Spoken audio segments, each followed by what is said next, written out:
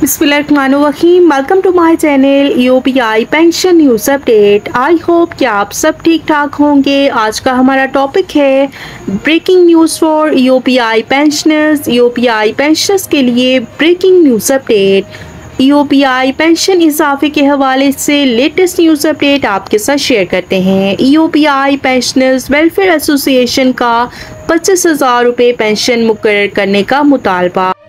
Topic की जानिब बढ़ने से पहले आपसे रिक्वेस्ट करते हैं कि अगर आप चैनल पर नए हैं तो चैनल को सब्सक्राइब कर लें ताकि सरकारी मुलाजमीन और पेंशनर्स के हवाले से आने वाली हर न्यूज़ अपडेट से आपको बाखबर रखा जा सके।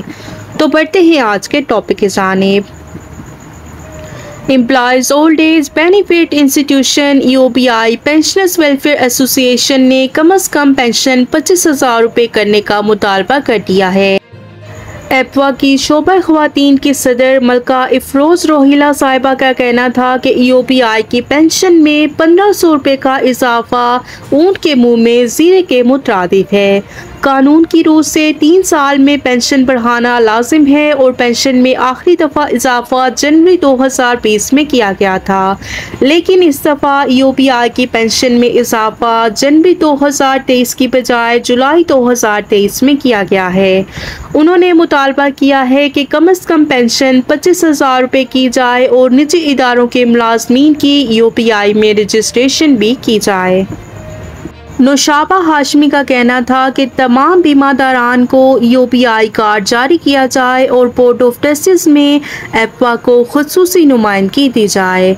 उनका कहना था कि मौजूदा बोर्ड ऑफ ट्रस्टीज की मुद्दत 2015 में ख़त्म हो चुकी है, लिहाजा नया बोर्ड ऑफ ट्रस्टीज तश्कील दिया जाए।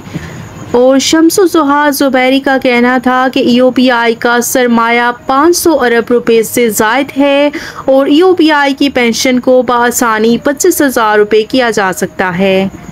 तो ये थी यूपीआई पेंशन इजाफे के हवाले से ब्रेकिंग न्यूज़ अपडेट जो कि आपके साथ शेयर की गई।